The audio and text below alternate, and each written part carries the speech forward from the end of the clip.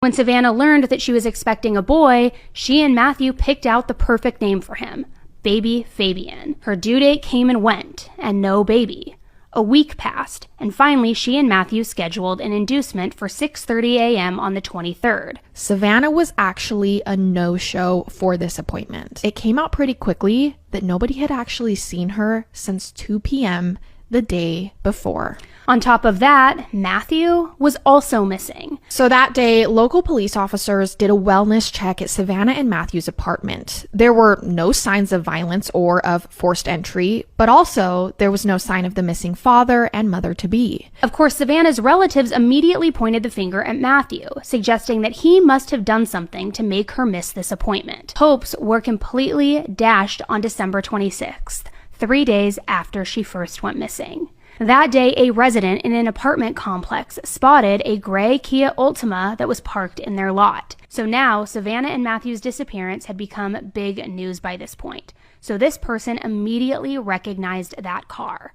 They sent a Facebook message to Savannah's sister-in-law, and then Savannah's relatives passed the information along to the police. And when detectives arrived, they saw someone in the front seat of that parked car, and it was Savannah.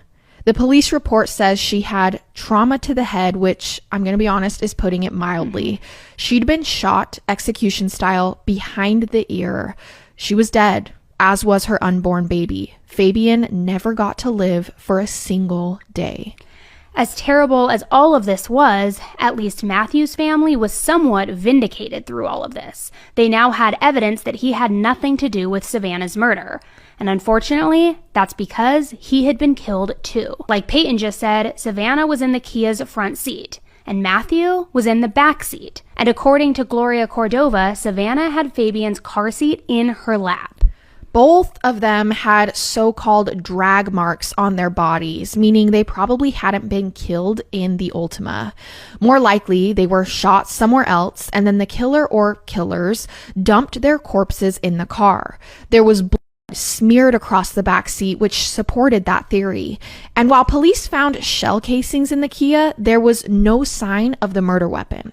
So now what had been a missing persons case became a double homicide investigation. I mean, triple if you're considering little baby Fabian at this point. Even while the Soto Cordovas were asking for privacy, the police were still crowdsourcing tips. They described the crime scene where the bodies were found as perplexing. They seemed eager for just about any piece of information that they could get. And just 2 days after they found Savannah and Matthew's bodies, they released a clip of security camera footage that was recorded in that same